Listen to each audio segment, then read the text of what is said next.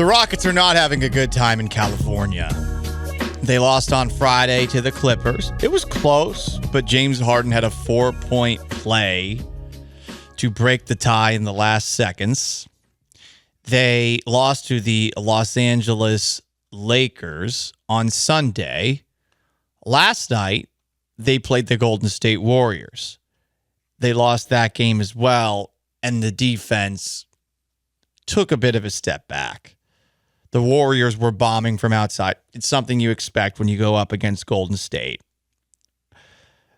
Alperen Şengün played well, dealing with a sore back. Clearly the best player on the Rockets.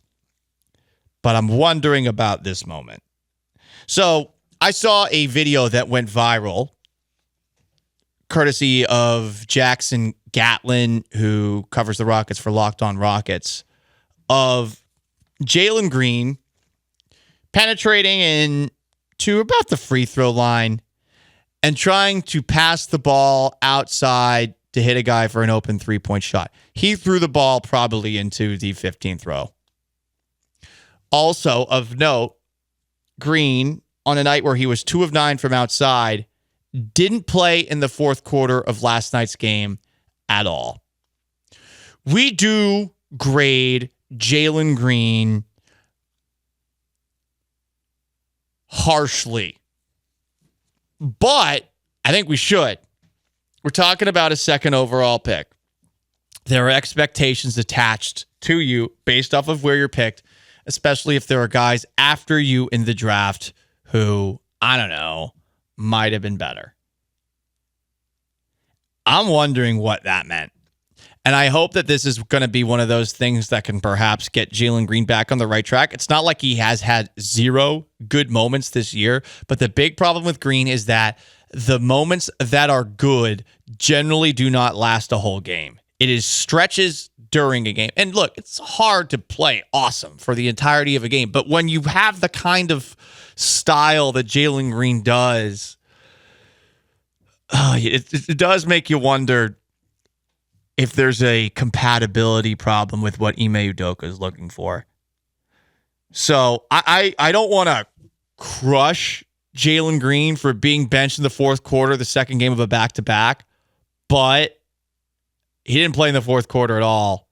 He's supposed to be one of your best players. This something that is on your radar at all, Sean, or are you sort of shrugging at it? It's a little bit. I mean, obviously, like you'd prefer that he would basically just be having Dylan Brooks' offense this season. Like you'd feel way better about your team. You say it like that makes me feel even worse. Yeah, but I mean, Dylan Brooks is shooting like over 50% from 3, which is like just not sustainable at all. You just don't believe in the villain. Yeah, maybe he can have a 3-point season better than any Steph Curry season. I don't know. Maybe he can. That would be incredible. It would be incredible. We could all dream. But overall, I mean, we're still 12 games into this thing. Before the season, I think the 6-game winning streak really like threw people's expectations way out of proportion. It did. Like you said, they lost when the final seconds against the Clippers, the final seconds against the Lakers, and they on the second night of a back-to-back, they lose to what, by 6? 8? Yeah, it wasn't like it was bad. They fought their way back in with the Warriors, who came in losing 6 in a row. So you played 2 veteran teams that are on long losing streaks that were really throwing it all against the wall to beat you. So that is something that this team, that's why I'm not too worried about these losses. Now for Jalen specifically, when Ime Udoka was hired, we thought, hey, there's going to be some growing pains with this team. And like I said, the 6-game winning streak just threw everyone's expectations out of whack. Like this, like the picking up the pieces from the Silas era is over or was fixed, just boom like that. I expected games like this where Jalen Green has to sit for a while, games where he doesn't finish the game. I just kind of expect that is part of what goes on with the growing pains with a coach that's going to ask a lot out of you.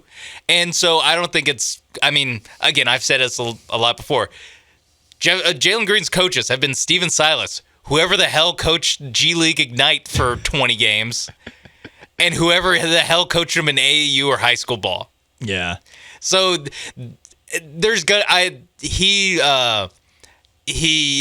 haven't really changed my expectations on him. Again, he's shown enough in flashes. Really, it's the finishing at the rim that has me the most like, dude, are you going to get better at this? Because you're an insane athlete. And again, you make some highlight plays, but overall, there's a lot of layups where you want them to make that. Where I'm okay if the three-pointer comes and goes, but that's kind of what the at the rim stuff is where your game has to be. Yeah. And so that's, I mean, I'm still not obviously like selling him or anything. Like I still think that he's like. I'm with you there. Udoka seemed annoyed by him last night, though, and then he benched him. I mean, but Udoka seemed annoyed by everyone on the Celtics the year that they went to the finals. Too. So that's true too. That's part of the. And again, he's Jalen Green, Grant Williams. I'll settle for Marcus Smart. And he wants to be Jaylen Brown at the bank. I tell you that. Don't we all? I think I'm still not. I'm still not worried, but again, I want Jalen Green to have a good game, one of these next like 5 games, just to have a like, hey, just a reminder, I can still do this. That's something to be thankful for, Sean. Oh my God.